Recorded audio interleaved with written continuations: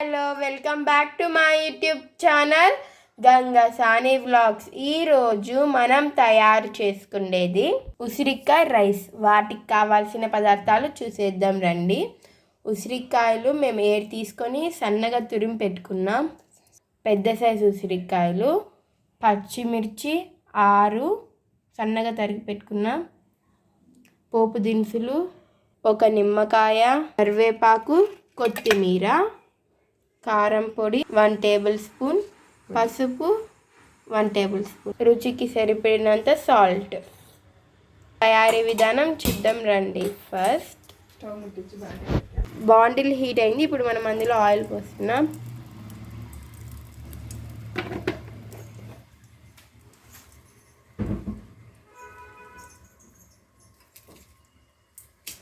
Oil heat అయింది. పోపు దినుసులు వేస్తున్నాం.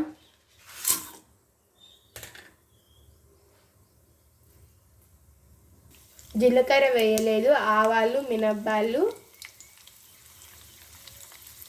శనగపప్పు వేసాం.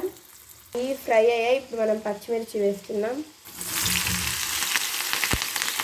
ఇప్పుడు కరివేపాకు వేస్తున్నాం.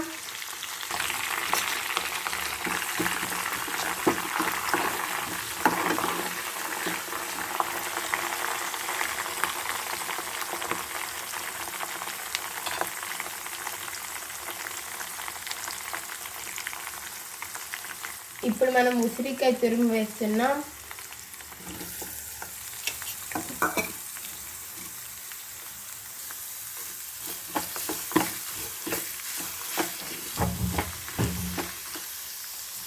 ఇది మధ్య మధ్యలో కలుపుకోవాలి. ఈ 3 మినిట్స్ పడుతుంది ఉడికే లోపల. చాలు. ఉసిరికాయ తురుము మెత్తగా ఉడకాలి. సాల్ట్ వేసుకుంటున్నాం. అది ఫ్రై అయింది. పసుపు వేస్తున్నాం.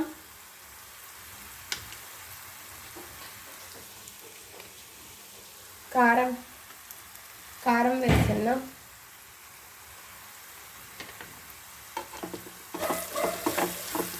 ఆ రెండు బాగా మిక్స్ చేసుకుందాం.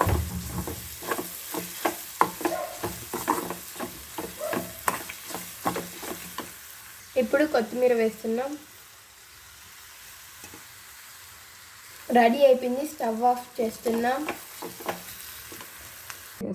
ఇప్పుడు ఒక నిమ్మకాయ పిండి వేసుకున్నాం, రసం.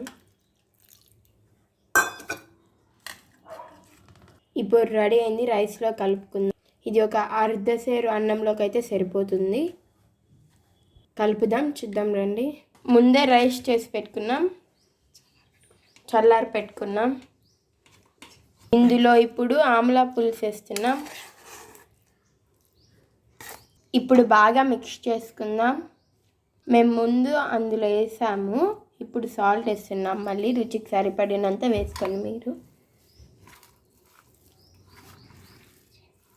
రెడీ అయిపోయింది.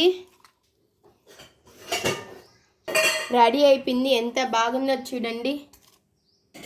దీంట్లో అల్లం వెల్లుల్లి ఏమేలేదు. ఏం బాగుంటుందో అనుకుంటారేమో.